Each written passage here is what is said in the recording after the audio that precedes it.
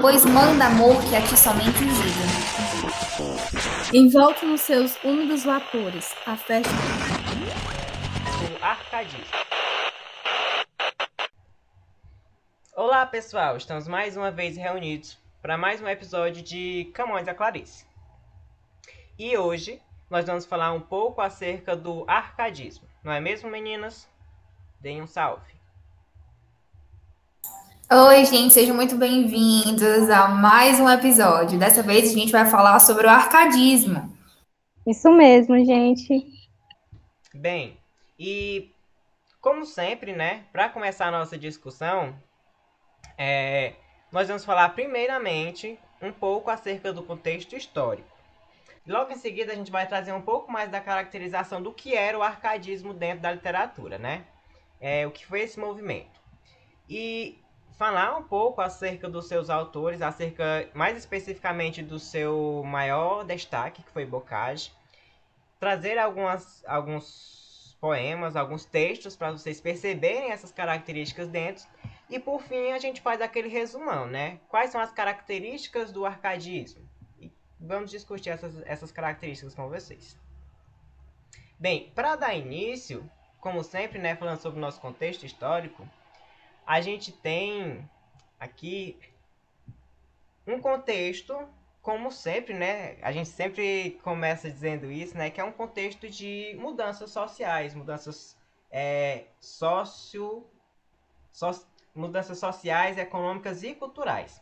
Bem, a gente está aqui no período do século XVIII, que também é conhecido, né, lá pelos séculos como o século das luzes, que a gente traz essas ideias iluministas. E o que essas ideias iluministas que estão influenciando bastante aqui nesse século, elas vêm dizer, né? Elas vêm dizer que tudo pode ser explicado pela razão. A gente traz lá, né, aqueles autores que da época, né? Por exemplo, René Descartes, que ele traz, né, penso logo existo, ou seja, a minha existência está aqui a partir da razão, a partir do meu pensamento. A gente também tem alguns outros pensadores como Newton, que traz novos conceitos para a física moderna. Lavoisier, com aquela célebre frase, né, que se eu não me engano, que eu nunca fui bom em química, eu penso que seja da química, que ele diz, né, que nada se perde, tudo se transforma.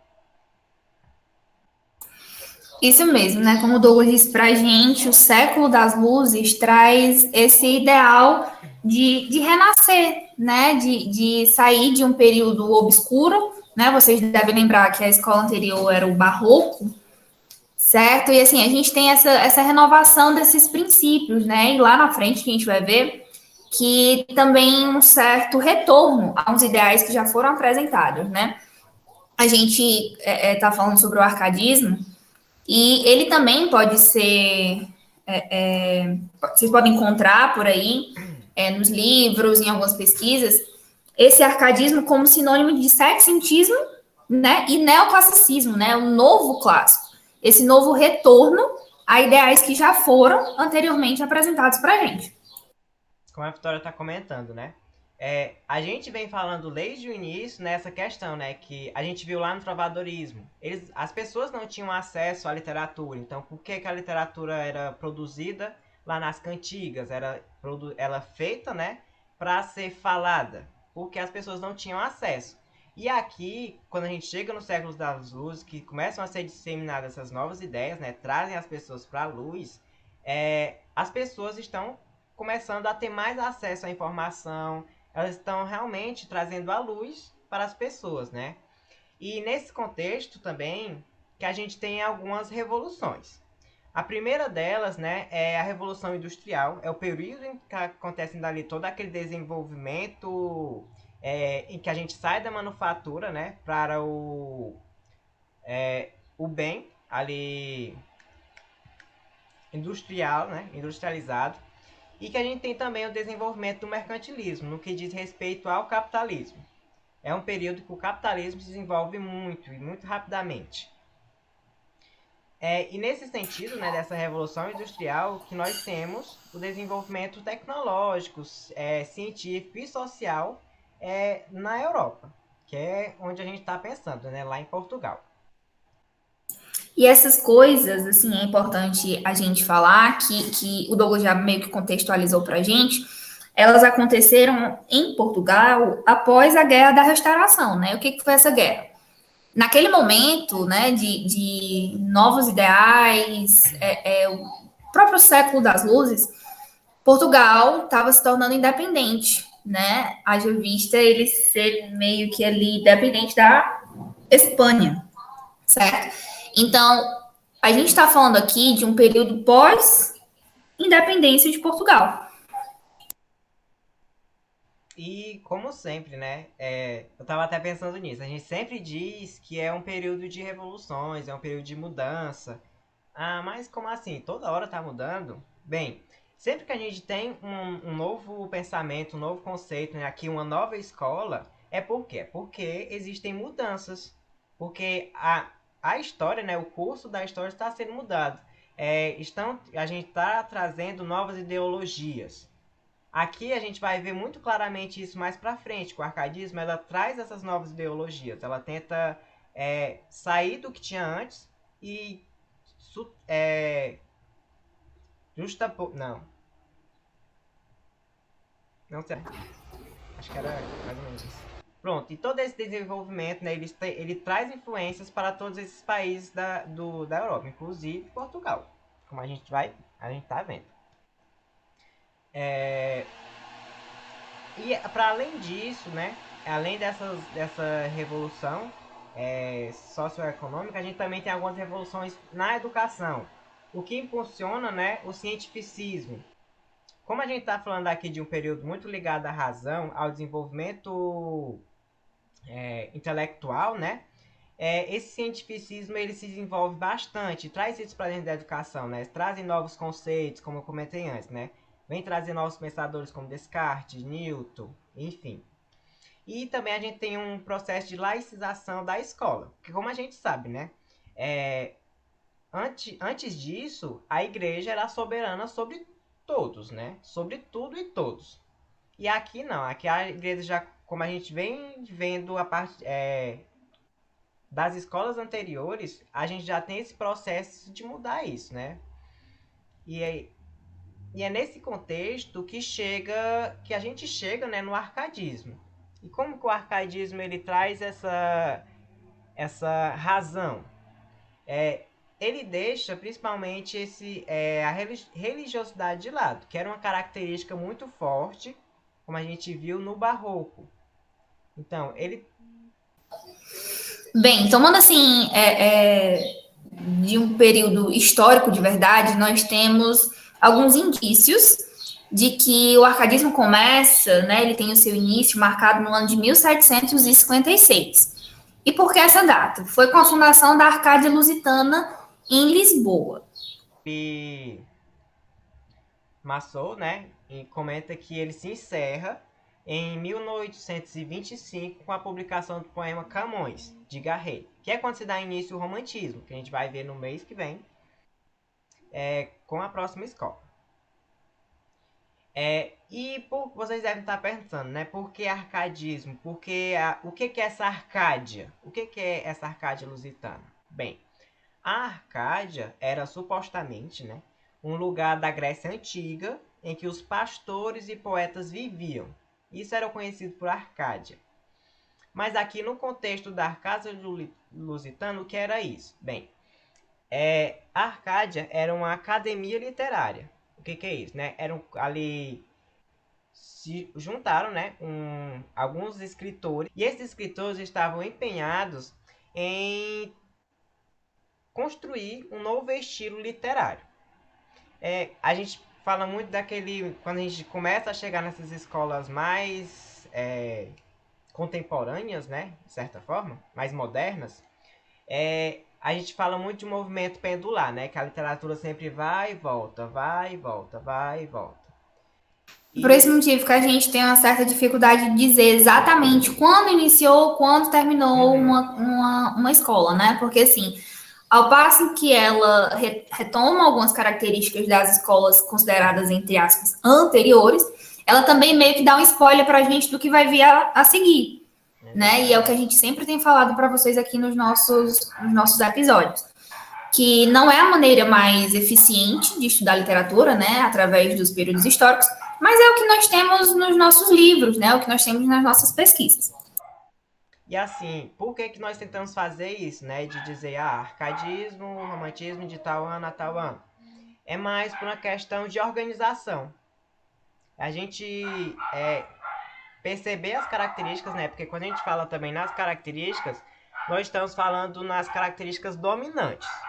Porque como a gente já viu várias vezes, a gente vai ver hoje de novo, a gente não pode fechar o autor, não pode fechar uma obra dentro de uma caixinha de características, porque tem características que fogem, tem característica que é anterior, tem característica que é da escola que vai vir depois. E vai sempre... Inclusive nessa, perdão, Douglas, inclusive nessa, a gente tem aí um autor que meio que foge, né, do que é esperado para um autor Arcade, né? E assim, com o grande nome dessa escola, a gente tem, né, como o Douglas disse pra gente, o Boccaccio, né, que mais à frente a gente vai ver as características e vocês podem tirar as próprias conclusões de vocês. Que inclusive é o grande nome do arcadismo em Portugal e também dentre os autores, né, de Portugal, ele é um dos grandes nomes ali, disputando o pódio, né, com Camões. E, como assim? Ele diverge do que da escola que ele está dentro? Por quê? A gente vai discutir um pouquinho isso mais à frente. Então, esses autores que construíram essa academia literária, né, eles procuravam construir um novo estilo de escrita. E uma característica interessante do arcadismo é que ela é uma escola que não foi feita assim por acaso. As pessoas não começaram a escrever e de repente os temas dela se encaixavam. Ela foi projetada para ser o que é. Quando a gente tem ali, né, a Arcádia, a gente tem um grupo de autores que eles tinham um código e esse código tinha que ser seguido, né, meninos? Isso mesmo, Douglas. Inclusive, a Arcádia Lusitana ela foi criada por Antônio Diniz da Cruz e Silva, Manuel Nicolau Esteves Negrão e Teotônio Gomes de Carvalho. Mas, com o passar do tempo, outros escritores importantes, né, se juntaram a esses primeiros que acabaram criando a Arcádia Lusitana. E ela foi criada em resposta ao Barroco, como uma ideia de contraposição, né? Por quê? O Barroco ele era bem extravagante, então a Arcádia Lusitana surgiu como uma ideia de... Como é que eu posso falar? Como um movimento de transformação, né? Pronto, inclusive o Maçom Moisés, né, ele comenta, né, que o arcadismo ele veio meio que para destruir a Hidra do mau gosto. O que era essa Hidra do mau gosto? O barroco. O barroco, como a Ana Paula comentou, né, muito extravagante, ele pecava pelos excessos. Era ali uma luta entre opostos muito grande.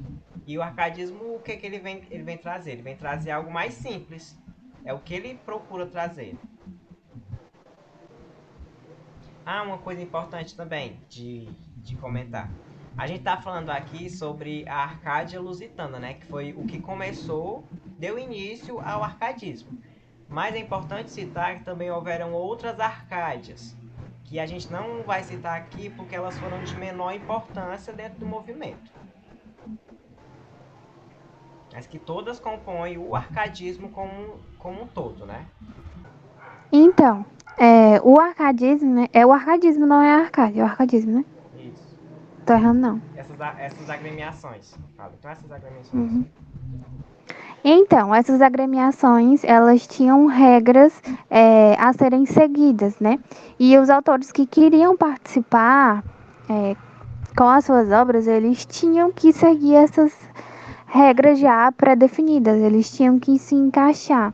Mas claro que existiam as exceções, inclusive o Antônio Diniz da Cruz e Silva, em uma das suas obras mais, como é que eu posso falar, mais importantes, de uma certa forma, ele não seguiu todas as regras. Ele tentou se encaixar, mas de uma forma diferente, que às vezes a gente nem consegue entender tanto assim como uma regra a ser seguida. Ele tentou criticar de toda forma, né, a extravagância do barroco, mas ele não seguiu tudo na linha, né, tudo ao pé da letra. A risca, né? É, Basicamente é como exato. se eles, essas arcades, né, como se fosse um clubinho. Para você estar ali dentro, você tem que seguir as regras do clubinho. Mas tem, obviamente, né, tem gente que não concorda bem com isso. O Antônio Diniz, é Antônio, né? Isso. O Antônio Diniz é um deles. Bocage é outro que não segue essas regras ali na risca. Bem, pessoal, então já que a gente está falando aí de alguns autores, alguns nomes que são muito recorrentes dentro dessa escola, como de costume, né, a gente vai pegar aquele que tem o maior destaque. Como a gente já meio que introduziu aí para vocês, Bocage, ele representa muito, né? Suas obras representam muito. Na verdade, elas não representam. Pera. Deixa eu reformular o que eu tenho para dizer. Bocage, ele está dentro dos nossos livros, das nossas pesquisas, como um autor Arcade, né? Ele meio que se enquadra no período do arcadismo, né? Que é entre 1756 e 1825, se eu não me engano. Porém, né, analisando suas obras, a maneira como ele escreve, os assuntos que são pertinentes nos seus escritos, nos seus textos, a gente vai ver que Bocage não é de todo, né, detentor das características que são apresentadas no arcadismo, certo? Inclusive, vocês devem ter percebido que faltou, né, na verdade eu não sei se vocês perceberam, né, não sei se vocês sentiram falta de uma obra, né, a ser discutida aí, visto que todos os meses a gente tem aí 3 resenhas, digamos assim, de obras, certo? O que eu quero dizer? Que eu, né, deveria ter apresentado para vocês uma obra que, inclusive, foi uma obra de Bocage, né, que é A Morte de Dona Inês de Castro. Só que por motivos pessoais, procedimentos médicos, não deu para fazer, certo? Só que assim, o que eu quero dizer com isso? Bocage, ele é um nome muito marcante do arcadismo em Portugal, certo? O Douglas vai dizer pra gente aí como é que se pronunciava o pseudônimo dele. Eu não vou me arriscar, né, Douglas? Ah, com certeza. Como é que era?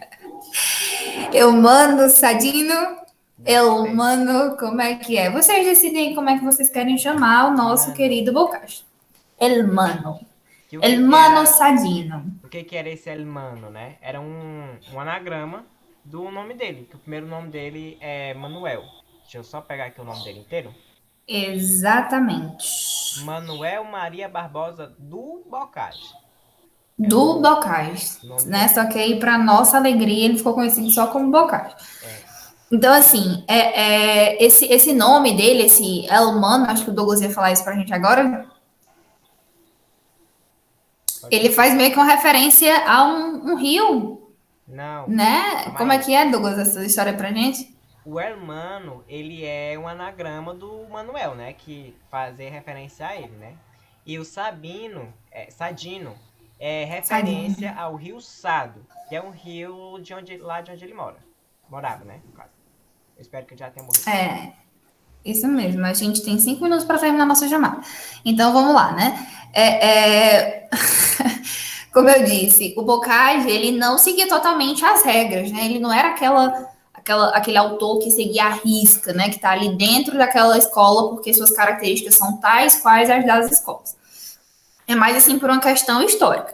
Porque, assim, se a gente for parar para analisar a sua produção, a produção lírica dele, que inclusive foi a única que teve destaque. Inclusive, gente, no arcadismo, né, a gente ouve muito falar da lírica. Mas também houveram, obviamente, né, houve produção em prosa, só que essa produção em prosa, ela não tem valor literário. O que eram essas produções em prosa? Eram textos históricos, filosóficos, científicos e pedagógicos, ou seja, eram textos que estavam dentro de outras doutrinas, né? Não manifestavam essas características do arcadismo. Então a gente meio que desconsidera aqui Ele meio do que movimento. foge, né, do princípio que os textos literários tinham naquela época. A gente também tinha produção de drama, mas da mesma forma, né, da prosa, era uma produção muito escassa, que não tinha muito valor, então as pessoas a crítica, né, meio que desconsidera. Sim, sim, de fato.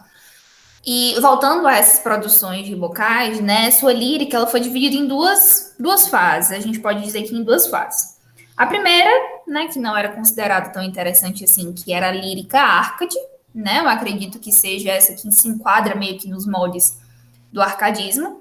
E a segunda, né, que já teve aí uma maior procura, teve uma ascensão, né, no que tange ao público, né, que abraçava, que consumia essa literatura, que é a lírica pré-romântica, né? Que, como o próprio nome já diz, ela já vai meio que trazer para a gente alguns dos ideais que seriam apresentados só lá no romantismo, né? O que a gente chama de pré-romantismo, né? Que é uma lírica que nega a razão, ela é satírica, né? Ele traz alguns princípios, ele traz novas figuras para dentro da literatura, né? A figura do boêmio.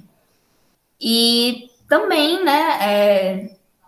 Apesar de, por último, não menos importante, as produções com temas eróticos, né? Que traziam aí o sexo como meio que base, como fundamento para as produções, o que antes não existia. Exemplificar, né, já que, como a Vitória comentou, a gente não viu mais a fundo o Bocage, porque não foi possível, a gente trouxe aqui alguns textos para meio que embasar o que a gente disse aqui. Primeiramente, eu trouxe um bem engraçado aqui, para falar sobre essa questão, né, de não se encaixar dentro da estética da escola. E o primeiro texto ele é bem isso. O nome dele é Nariz, Nariz e Nariz, que é um texto em que o Bocage ele vem falar sobre o seu nariz. Sobre um nariz, né? O nariz de alguém. A gente não sabe se é o seu. E foge muito disso, né? Como a gente estava falando, o arcadismo, como a gente vai explorar um pouquinho mais à frente, ele traz muita questão da simplicidade da natureza. E esse texto foge bastante disso. Vou ler ele aqui para vocês. Nariz, nariz e nariz. Nariz que nunca se acaba. Nariz que, se ele desaba, fará o mundo infeliz. Nariz que Newton não quis descrever na diagonal.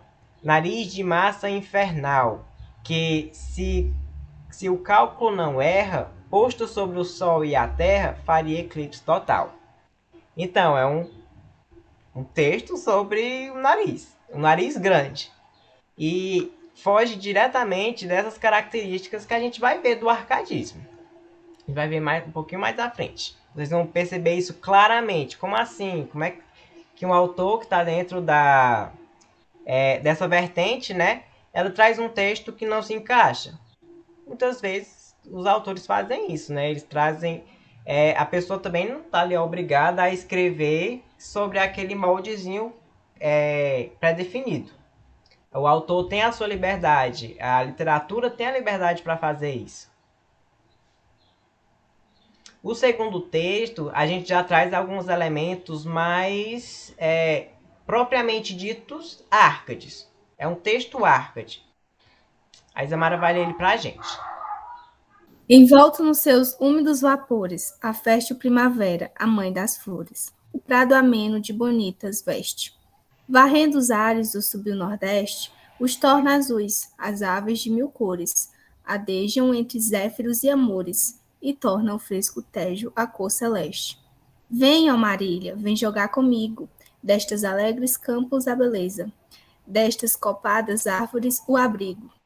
Deixa louvar da corte a vã grandeza, quanto me agrada mais estar contigo, notando as perfeições da natureza. Pronto, nesse texto, a gente já tem uma expressão árcade muito maior.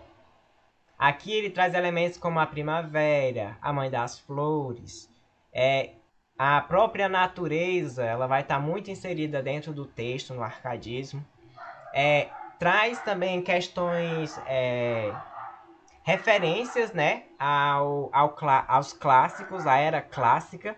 Aqui a gente tem referência aos Zéferos, aos Amores, que aqui fazem referência direta ao Cupido, os Amores. E também ao bucolismo, né, que a gente vai ver mais à frente, essa questão de trazer o campo para dentro do texto. Então a gente tem Marília, que por exemplo é o nome de uma pastora. Todos os elementos, né, a presença deles aqui aglutinados dentro de um texto, eles trazem essa questão para a gente, né, que um texto Árcade. A gente consegue perceber essa caracterização. Só que diferente disso, a gente também tem textos do tipo do próximo texto que nós vamos ver aqui. Que dessa vez a Vitória vai ler pra gente. Declamar. Que é um soneto. Vamos tentar, né? Vamos lá. Ó retrato da morte, ó noite amiga, por cuja escuridão suspiro há tanto, calada testemunha do meu pranto, de meus desgostos, secretária antiga. Pois manda amor que a ti somente os diga, dá-lhes pio agasalho do teu manto, ouve-os como costumas, ouve, enquanto dorme a cruel que a delirar me obriga. E vós, ó cortesãos da escuridade, fantasmas vagos, mochos piadores, inimigos como eu da claridade. Em bandos acudi aos meus clamores. Quero a vossa medonha sociedade. Quero fartar meu coração de horrores. Então aqui a gente já sente uma atmosfera completamente diferente, né? Se lá no texto anterior, né, a gente estava falando sobre a natureza bela, sobre um prado ameno, sobre a perfeição da natureza, e que a gente logo imagina, né, uma coisa muito bela, aqui nós temos muitos elementos obscuros. A gente tem o retrato da morte, a noite que é amiga. Então, essa noite amiga já sai um pouco do racionalismo. Como que a noite é amiga? Traz elementos também da escuridão, do pranto, do desgosto, né, esses sentimentos mais depressivos. E todos esses elementos são características genuínas do romantismo. Então, por isso que a gente diz, né, que o Bocage, aqui em alguns textos dele, ele já traz esses elementos pré-românticos. Aqui no arcadismo, diferente de outros períodos, né? Por exemplo, o humanismo, a gente diz, né, que ele é o período de transição entre o trovadorismo e o classicismo. Aqui não, o período de transição está dentro da própria escola, né? A gente tem essa transição do arcadismo para esse pré-romantismo aqui dentro dos autores da própria escola no mesmo período. Tá, mas já que a gente falou aqui muito rapidamente acerca das características do arcadismo, que tal a gente se aprofundar mais nisso? Bem, como já foi citado, o arcadismo ele também era conhecido como setecentismo ou neoclassicismo, que eram outras denominações. Isso tudo para a mesma coisa. Ele vem apresentar um estilo de vida bem simples, né? É um estilo de vida bucólico que busca pelo campo, longe dos centros urbanos. E assim o arcadismo ele busca pela beleza, né? Encontrado sempre na simplicidade das coisas, né? Nas coisas bem mais simples, diferente lá do barroco. Então, o arcadismo ele busca sempre pelo equilíbrio e também com retorno aos clássicos. Que é como a Ana Paula comentou, neoclassicismo. Por que neoclassicismo? É um novo classicismo. Ele busca o retorno a esses clássicos que aí a gente viu algumas escolas atrás. E para fazer isso, né, ele traz muitas referências dessas entidades, desses personagens clássicos, como a Afrodite, os Zéferos e o Cupido, que eu já comentei antes, e essas coisas. E outra questão muito importante com relação ao arcadismo, né, são algumas expressões latinas que meio que elas ditam, a gente vê muito isso, meio que elas ditam a estética da época, que eram o quê? Me perdoem pelo latim ruim. O Fulgere Urbem, o Locus Amoenum, a Auera Mediocritas, Inutilia Truncate e o Carpe Diem. São expressões que vêm ditar muito do que a gente vai ver das características da época. Por exemplo, o Fulgere Urbem, ele vem falar diretamente, né, do que a Ana Paula comentou anteriormente, né, que eles buscavam um estilo de vida simples, um estilo de vida bucólico.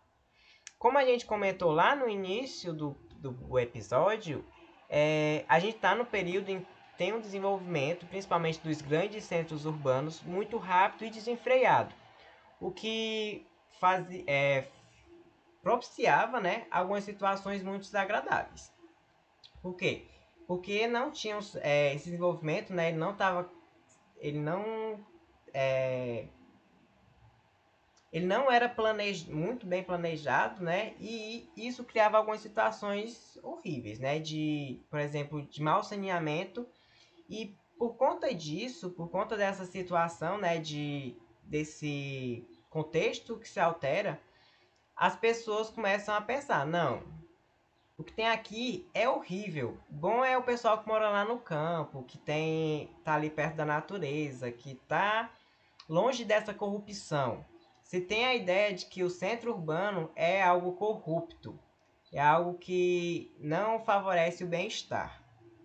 Outra expressão latina que nós temos é o locus amoenus, né, que significa lugar ameno, né, ou seja, dizia respeito aos campos, às paisagens rurais, que eram retratados nos poemas daquela época. Como Douglas bem citou, a cidade, né, aquele espaço urbano, era tratado como algo corrupto, né? Bem nessa época, estava ocorrendo bastante o êxodo rural, né? Que as pessoas saíam do campo para ir para a cidade, então eles meio que criticavam isso, né? E a partir disso, né, a gente também tem a Aurea... Eita, que não sai não. Aurea Mediocritas, que o que isso quer dizer, né? O equilíbrio de ouro. E muitas vezes, né, quando a gente fala desse equilíbrio de ouro, eles fazem muita referência a meio que um elogio, né, à velhice. Como se a velhice, né, os tempos passados fosse um tempo que tem esse ideal de tranquilidade, né, no que diz respeito à existência. Principalmente no que a gente pensa, né, na Idade de Ouro. Como assim a Idade de Ouro? O que é essa Idade de Ouro? É uma idade antiga. Antigamente é que era bom. É meio que um saudosismo. Agora não está muito meio que prestando. Mas antigamente era muito bom. A gente sempre ouve falar, né? Os nossos pais comentam que no tempo dos meus pais era bom. Os filhos respeitavam os pais. Então a gente tem sempre esse saudosismo. E é isso que é expresso aqui nesse equilíbrio de ouro, né? Antigamente é que a vida prestava. Por que a vida prestava? Porque não tinha a industrialização, não tinha todas essas questões que estão aparecendo agora muito fortemente na vida das pessoas. Outra expressão que é muito comum, né, quando a gente está falando sobre o arcadismo, é o inutilia truncar. Eu não sei se é exatamente assim que se pronuncia, mas assim, para a gente faz bastante sentido a tradução dessa expressão, né? Ele fala cortar o inútil. Como o Douglas já disse, como a Isamara já falou para a gente, uma das características primordiais do arcadismo era justamente isso, né? Se livrar das coisas que são pesadas, das coisas que das coisas que são supérfluas, né? Coisas que a gente não precisa, né? Então, o que a gente vai fazer? A gente vai cortar o inútil das nossas vidas, a gente vai dar mais atenção àquilo que de fato a gente precisa e o que é que a gente precisa. A gente não precisa, por exemplo, de muito dinheiro no arcadismo, a gente não precisa da riqueza, a gente não precisa do trabalho muito forçado, a gente precisa viver em tranquilidade. Né? A gente sabe que o bucolismo, uma das características do arcadismo, diz exatamente isso. Aquela vida no campo, aquele lugar sossegado, cuidar do seu próprio rebanho, não ter que trabalhar para outras pessoas visando lucro, nem nada assim. Mas viver como dá para viver, né? Então, assim, inútil é truncar, cortar o inútil das nossas vidas. Uma próxima expressão bastante importante e bem conhecida do arcadismo é o carpe diem, que quer dizer aproveite o dia ou aproveite o momento. Essa expressão ela nos sugere que aproveitemos sempre o presente e não somente o dia a qual estamos. A expressão também tem um objetivo de lembrarmos que a vida ela é bastante breve, então a gente tem que aproveitar bem os momentos a qual estamos vivendo e não pensar somente no amanhã, pensar sempre no presente, no tempo a qual estamos e aproveitar toda e qualquer situação, né? Por mais simples que ela seja, que é o que o arcadismo nos sugere, né? Aproveitar as coisas simples da vida e também os momentos simples.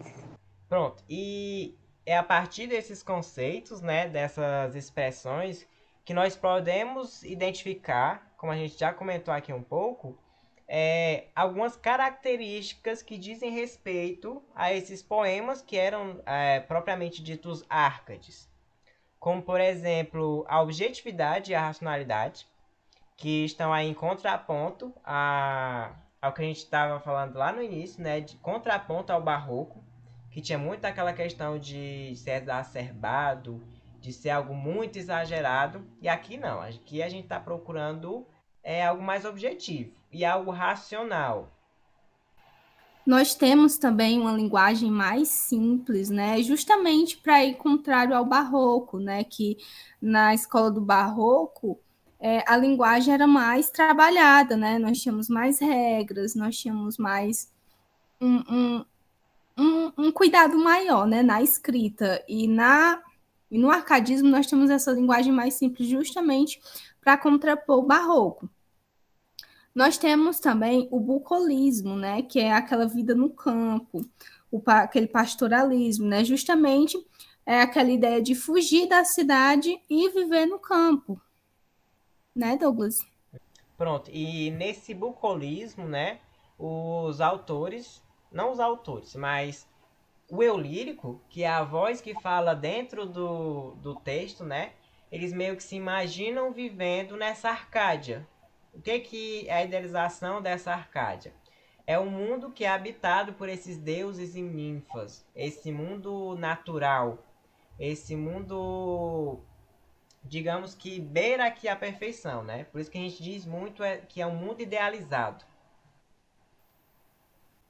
Isso mesmo. Outro ponto que nós temos aqui também é a simplicidade e exaltação da natureza. Se ele pensar assim, já estou vivendo no campo, então eu exalto o que está no campo, né? Que no caso é a natureza. Porque eles criticavam muito a questão lá do lado do urbanismo, né? Da cidade. Ele critica também muito a burguesia, né? Os centros urbanos, justamente como o Douglas falou anteriormente. Então, se eu estou fugindo da cidade, eu vou criticar o que é da cidade, né? Eu gosto do campo. Então, tinha mais ou menos essa ideia. Também a questão do desapego ao luxo, né, e das riquezas, que tem meio que se tem a ideia de que essas ambições, né, materiais, elas enfraquecem o homem, que também parte do inutilia truncati, que essas coisas não acrescem ao homem. Então a gente faz o quê? A gente elimina. Nós encontramos já no arcadismo um uso maior de pseudônimos, né? Pseudônimos pastoris. A maioria dos autores, eles possuem pseudônimos. Acho que é o Diniz, o Antônio Diniz, que tem um pseudônimo, ou é o Bocage que tem um pseudônimo bem difícil? É o Bocage, né? O Bocage é o El... É o Elmano. El Mano, alguma coisa. Eles têm uns nomes assim bem difíceis, né? Era melhor usar o nome deles. E são nomes que remetem, né, a esse clássico também. São nomes pastoris da época Arcade. Na maioria das vezes. Tem uma característica Nós, muito forte entre todos, né? Como a gente viu lá em cima. Lá em cima. A gente viu anteriormente com o Bocage. isso mesmo, Douglas.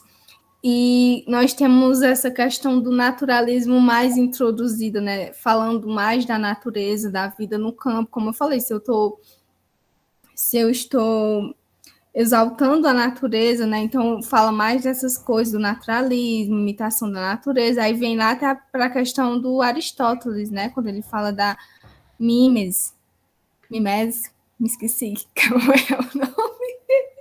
Da Mimese. Oh, cancelar mimese. Que seria o quê? Né? Ele trazer essa imitação da natureza, trazer esses elementos para dentro do texto.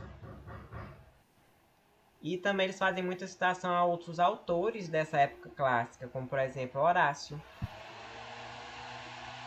E uma coisa importante, quando a gente fala aqui da natureza, a expressão da natureza ela é uma expressão neutra.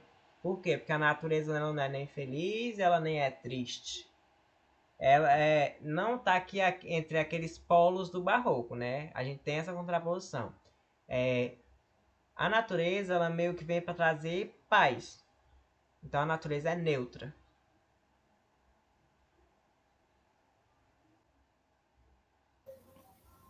Nós temos a ideia também de que a razão se constitui de outra forma. Por exemplo, no barroco, a razão está no sentido de se manter impassível, né? De se manter calmo diante do sofrimento. Enquanto é como se no barroco, meio que assim, tá todo mundo morrendo ali e eu tô aqui só observando de boa, né? Era como se no barroco fosse dessa forma, não tivesse assim muito nem aí para a questão do sofrimento, enquanto no arcadismo a gente já vê de outra forma, né? A gente já vê o sentimento mais profundo. No arcadismo, quando ele pensa na razão, né? Tá muito na questão dele pensar o que está acontecendo e ele, não, isso aqui não é legal, então vamos fugir ali para outro canto. Tá muito nessa questão do escapismo. E basicamente é isso, né, das características. Alguém tem mais algum comentário?